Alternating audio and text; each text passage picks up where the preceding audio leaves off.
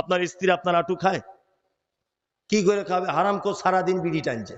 ওর যা মুখের গন্ধ, আল্লাহু আকবার, ওর যা মুখের গন্ধ, ওর বউ যে ওর কাছে থাকে এটা আলহামদুলিল্লাহ। জি জি জি, সারাদিন বিড়ি টানছে, হারাম খাচ্ছে। এরকম লোক আছে না নেই? আছে আছে।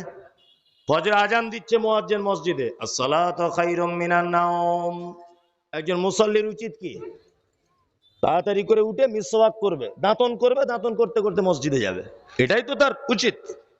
ও দাঁতন করা বাদ দিয়ে ওর বহুকে ঘুমন্ত অবস্থায় ডেকে বলছে, ওরে বিড়িটা পেলাম, দেশ লাইটে কোথায় রাখলাম বলতো?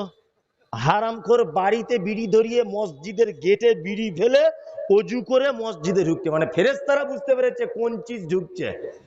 এই যে বাসি মুখে বিড়ি টানলে যে কি গন্ধ, আল্লাহু আকবার, আশ্চর্য ব্যাপার। ওর তো নিজের নামাজ হবে না, হবে না, আরো 5টা মুসল্লির কষ্ট দেবে। দেবে কি দেবে না? এরকম লোক আপনার মালদাতে আছে? আছে? আবার কিছু যুবক ছেলেকে দেখছি সারাদিন রাম ছাগলের মতো ফিচিক ফিচিক করেই যাচ্ছে সারাদিন। হারামখোরদের জন্য একটু ট্রেনের বাথরুমে যাবেন, যাওয়া যাবে না। রাস্তাঘাটে হাঁটবেন, হসপিটালে যাবেন, বাথরুমে ঢোকার মতন নাই, সারা বাথরুম ঘরটা নোংরা করে রেখে দিয়েছে। আছে না? হারাম। একদিন বিড়ি টানলে 40 দিন কোন ইবাদত কবুল হবে না। কতদিন? 40 দিন। একদিন যদি কেউ নেশার জিনিস খেয়ে নেয় 40 দিন তার কোনো ইবাদত কবুল হবে না। 40 দিন।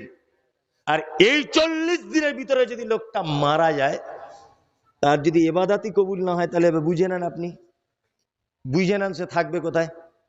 কি বললাম বুঝলেন? হারাম। কেউ কেউ বলছে মকরু, যারা খায় তারা বলছে মকরু, আমি তো মকরু বলবো না, হারাম। যাই হোক, আল্লাহ তাআলা বলছেন ওয়াজওয়াজুকুম ওয়া আশিরাতুকুম, শোনো, তোমার নিকট আত্মীয়, তোমার প্রতিবেশী, এটা তোমার ভালোবাসার জিনিস।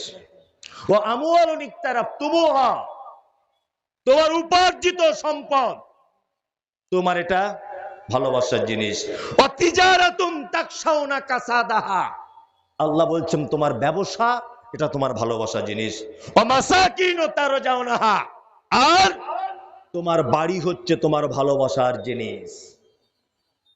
আহাব্বা ইলাইকুম মিনাল্লাহি ওয়া রাসূলিহি, আল্লাহ বলছে যতগুলো ভালোবাসার নাম করলাম সমস্ত ভালোবাসাকে বাদ দিয়ে আহাব্বা ইলাইকুম মিনাল্লাহি ওয়া রাসূলিহি, আল্লাহ এবং তার রাসূলকে ভালোবাসা লাগবে। ওয়া জিহাদিন ফি সাবিলিহি, আল্লাহর রাস্তায় জিহাদ করাটাকে ভালোবাসতে হবে। ফাতারাব্বাসু, আল্লাহ বলছেন তোমার পিতামাতা, তোমার ব্যবসা, তোমার স্ত্রী, তোমার বেটা, সমস্ত কিছু থেকে যদি তুমি আল্লাহ এবং তার রাসূলকে যদি ভালোবাসতে না পারো, আল্লাহ বলছেন ফাতারাব্বাসু, তুমি অপেক্ষা করো, হাত্তা ইয়াতি আল্লাহু বিআমরিহি, আমার হুকুমে তোমার উপরে আযাব চলে আসবে। তার মানে বোঝা যায় সারা পৃথিবীতে মুসলিমদের উপরে যত আযাব, তার একটা কারণ, আমরা আল্লাহ এবং তার রাসূলকে প্রত্যেকটা কাজে অপমান করেছি, প্রতিটা কাজে অপমান করেছি। অপমান করিনি, করেছি, এই তার কারণ। মানুষ মসজিদের জলসা, এটা আপনারা সকলেই জানেন, আর আমিও কমিটিদের মুখ চোখ দেখে বুঝতে পারছি কিছু বলতে চাইছেন। এটা আমারও আসলে দোষ কোন জায়গায় জানেন? প্রধান বক্তা আদায়ের কথা বললে লোক আর বসে না, এটা খুব খারাপ লাগে। দয়া করে ভাই একটুখানি বসুন, কিছু দেন আর না দেন, একটু বসুন। মসজিদ আলহামদুলিল্লাহ খুব সুন্দর মসজিদ হয়েছে আপনাদের, খুবই সুন্দর। তা এটা আপনাদের কাছে বিনীত অনুরোধ, পৃথিবীতে দুটো জিনিসের মাধ্যমে জান্নাত যাওয়া যায়। কটা জিনিস? কটা? দুটা।